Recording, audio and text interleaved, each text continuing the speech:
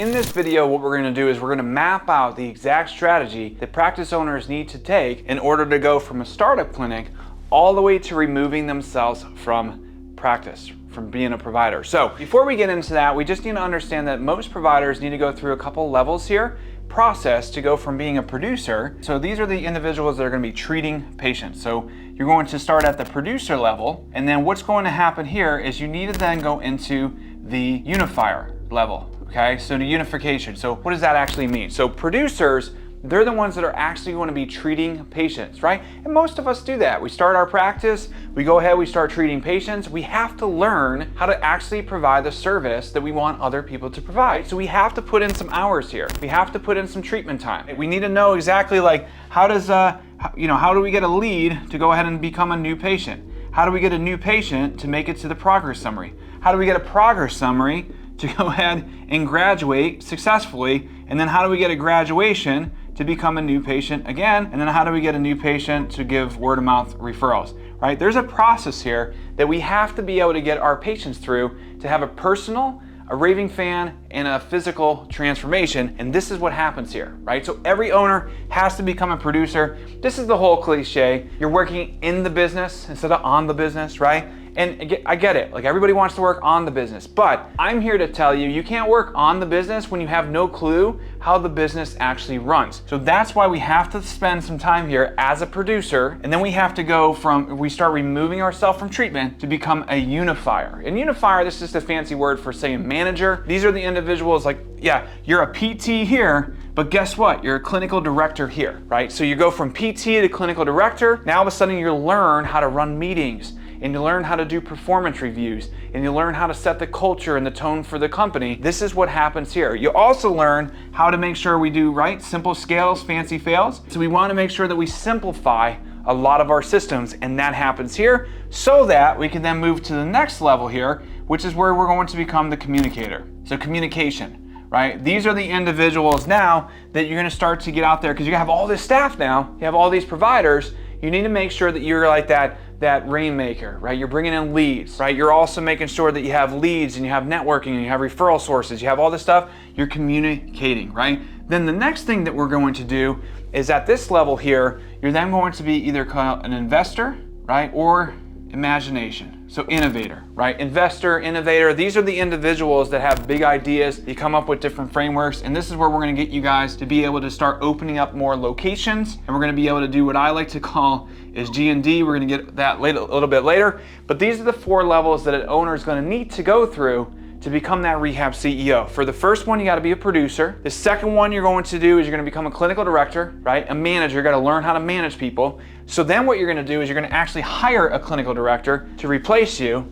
Then we're gonna move into this role of communicator. We gotta figure out, what are the channels that we need to start printing patients on demand, right? Which systems do we need? What kind of marketing, right? What kind of sales? What kind of lead generation? And then what we're gonna do is be able to take this whole system and go open up multiple locations, okay? So first thing that we need to understand is in the beginning here, right? A lot of clinics owners, they usually start out as a mobile therapist. What happens is you can take this a step further here.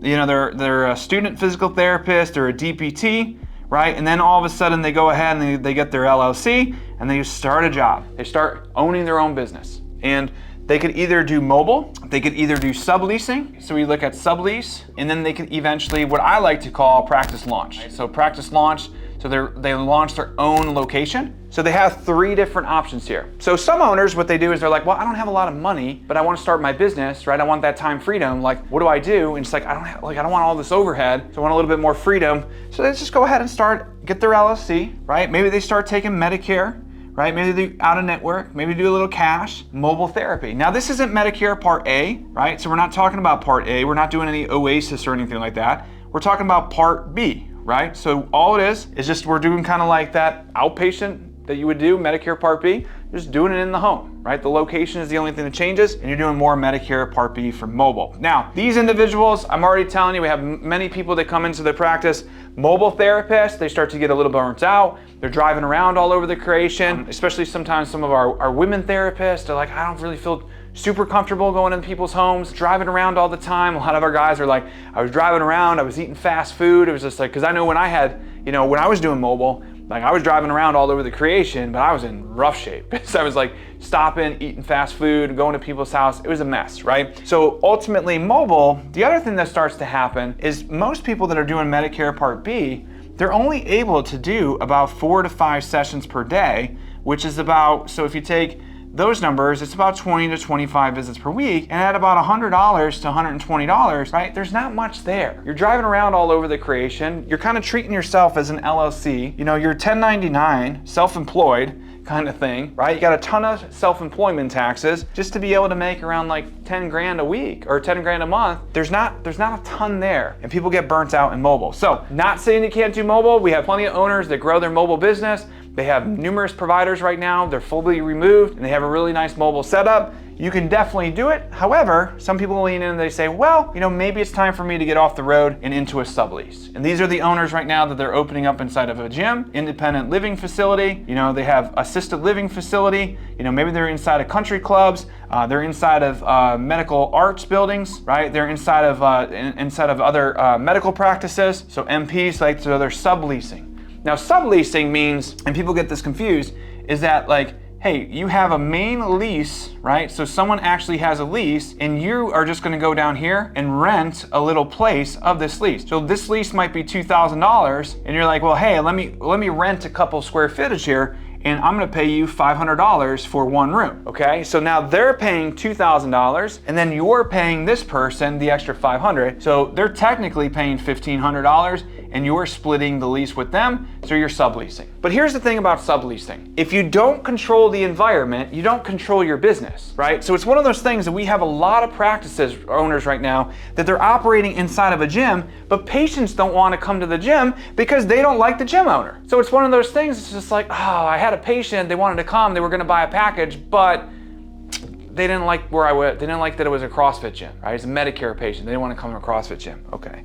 We had another clinic owner. What happened is the gym allowed dogs inside of the gym. Well, they were able to get one of their Facebook leads and come in. The patient was all excited until she got to the gym, saw a dog there, and she said, I'm allergic to dogs, right? I can't come to the practice because I'm going to start wheezing and I just can't be there, right? The other thing is the gyms, they're playing music all the time. It's very loud at certain times. All their fitness people are coming in at peak hours, so that means you don't have a lot of space to operate during that time. If you don't control the environment, you don't control your business. So a lot of time, this is great, not knocking sublease, right? It serves its purpose, but remember, it's just a stepping stone to get to what we're really trying to get to. So a lot of times subleasing, really, really well.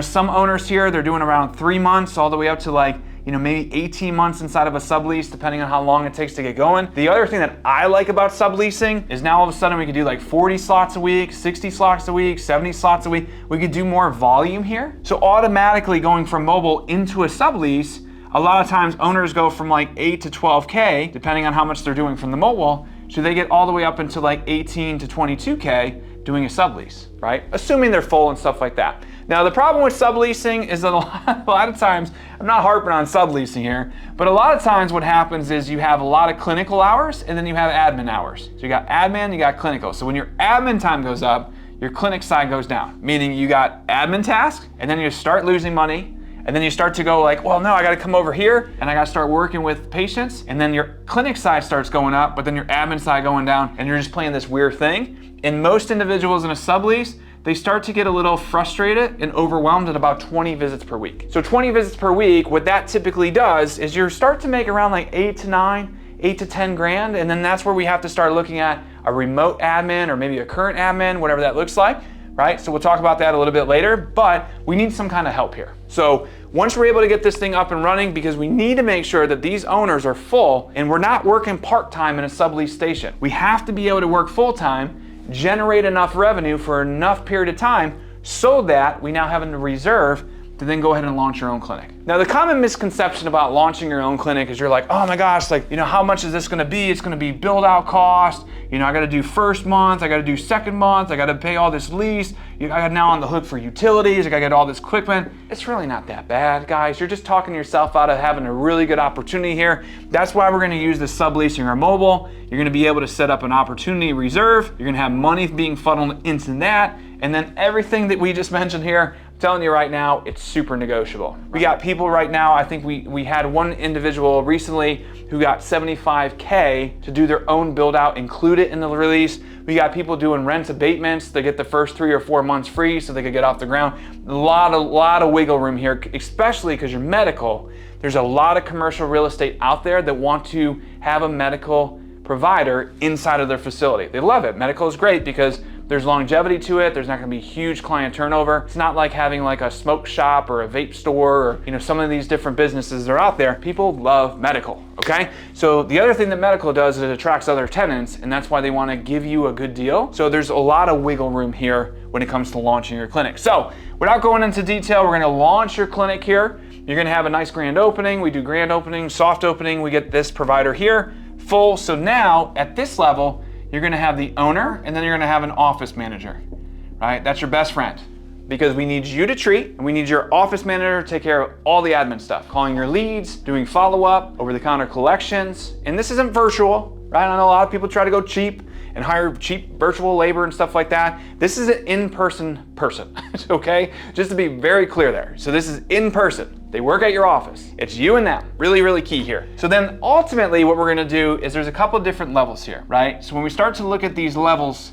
and we wanna make sure that we get an owner to launch their clinic, and we wanna get them out of treatment, because we wanna become a producer, which is what we just did, and now we wanna get them up to unification. Now we're not gonna talk about kind of communicator and this stuff here today, but I wanna talk to you at least to get from this level to this level here. First thing that you need to understand is that at this level, the owner should be generating around roughly 20K a month with him or her and their admin doing business, okay? Around 20K a month is the goal. Once this owner starts to get overwhelmed, we're gonna go ahead and pull the trigger and hire your first FTE. Now, one FTE, that equals 40 hours of work, okay? One FTE. Now, the reason why I mentioned that is because a lot of times I meet practice owners and they're like, I got like 7 providers. I'm like, awesome. How many FTEs is that equivalent to? And they're like, well, what does that mean? I'm like, well, it equals about 40 hours of work. And they're like, well, I mean, I got Sally, she works about like 2 hours a week. I got Stacy, she's working about like 6. So I got a couple other providers. Let's just say like 1.4. So it's like you have 7 providers, they're PRN and part-time. Congratulations, you have 1.5 providers, right? In theory, that's how we look at it. So what we wanna do is we wanna make sure we have a full-time provider.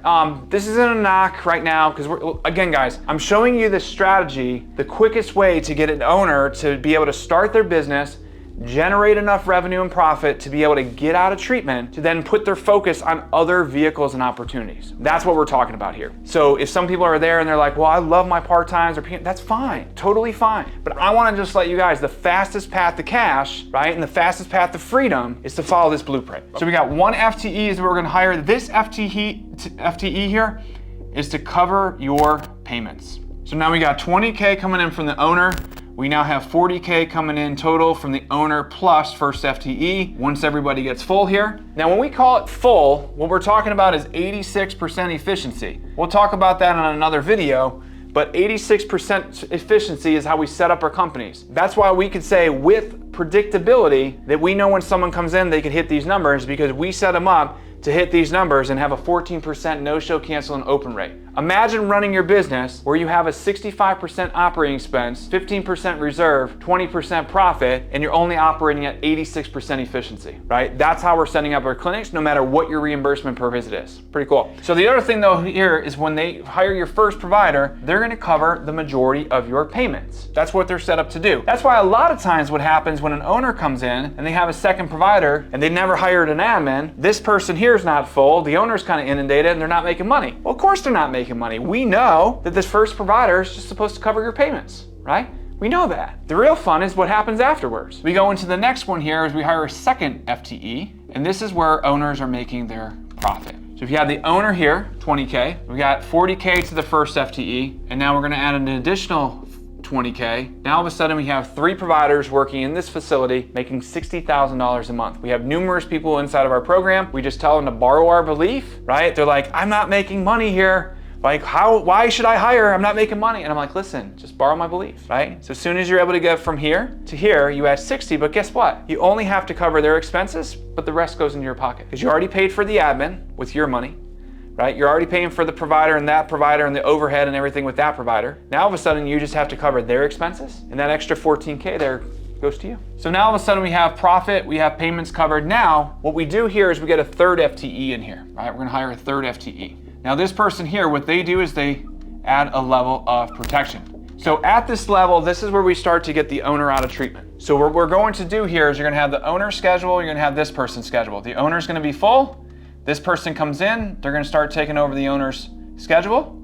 They're gonna start to get full, and then the owner is then going to start to dissolve their schedule. Or we're gonna make room for your 4th FTE here in a second if you have enough room. So when it comes to protection, and why we say protection here, is the reason for that is because we want to make sure that the owner is able to remove themselves from the clinic. But if one of these 3 providers decides to quit, disruption follows intention. So if one of these providers decides to quit, what's going to happen is you're still going to be able to cover your payments, and you're still going to be profitable when you're making 40 grand a month. So you're gonna still be able to cover your payments, because this provider here covers all your payments, and this one here, you're just gonna be profitable if someone was to leave. But we don't wanna just have 2 providers in there. We wanna have 3 providers inside your facility and remove the owner from treatment. So we always like to go right here and start removing the owner from treatment. Or if we have enough room, and these are my clinic owners that are anywhere between 1,800 all the way up to like 2,500 square feet.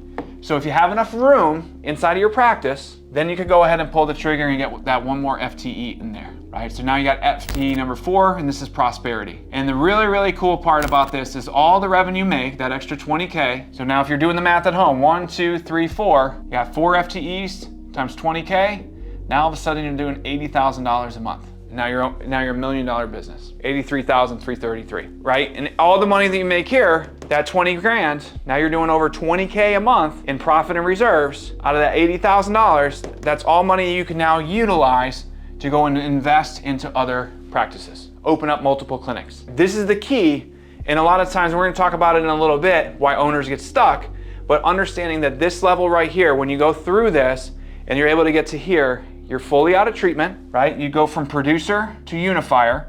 And now what we're going to do is now we're gonna be able to train our team. We're gonna get the culture up. We're gonna start implementing our meetings. Right? We're gonna start implementing a lot of things to improve our culture. And then also, of these 4 providers here, we're going to identify which one of these providers here, we're gonna identify which one of these providers are clinical director material, right? So now we have enough sample size to realize that someone in here is going to go into what I like to call a tier 1 employee, right? Tier 1 are these guys up here. They have really high core values, really high productivity.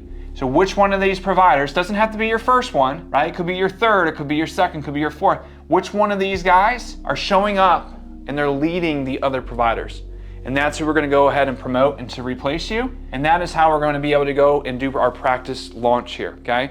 So if you guys found this content valuable, go ahead and click the follow and subscribe button. And then also, if you want to learn more information to figure out where exactly you are in this process and why you're stuck, maybe you guys are mobile right now, want to head to sublease, or maybe you're down here as a student or DPT and you want to learn how to start the LLC, and you're like, well, do I do mobile? Do I do sublease? Do I do practice launch? Or maybe you're in a sublease right now, feeling a little stuck, right? We talked about that environment. Maybe if you don't control the environment, you don't control your business. You're starting to feel that invisible hand right now. And it's one of those things that like, maybe that's why I'm stuck. And you want to learn how to launch your own practice and have our team help you identify a location and help negotiating the lease, and should I rent or should I buy? We have numerous owners that are actually buying the building to be able to launch their clinic in, and then we need to figure out, like, maybe you guys are stuck because you can't hire anybody. Maybe you're stuck hiring, or you hired the wrong person. Maybe you hired a PTA too soon, right? We didn't really go into that, but maybe there's some things in here that, like, there's a couple different layers. There's also a couple hires up here that we need to make from a support staff standpoint, right, to be able to help out. So maybe you're stuck a little bit. If that's the case, why don't you go ahead and click the link in the description, book a call with our team so we can set up your custom one-on-one game plan and figure out how to get you guys from here all the way up there so you can start cashing in and hitting that path to prosperity. So again, I really appreciate your time and attention on this video. I see you guys on the next one. Take care.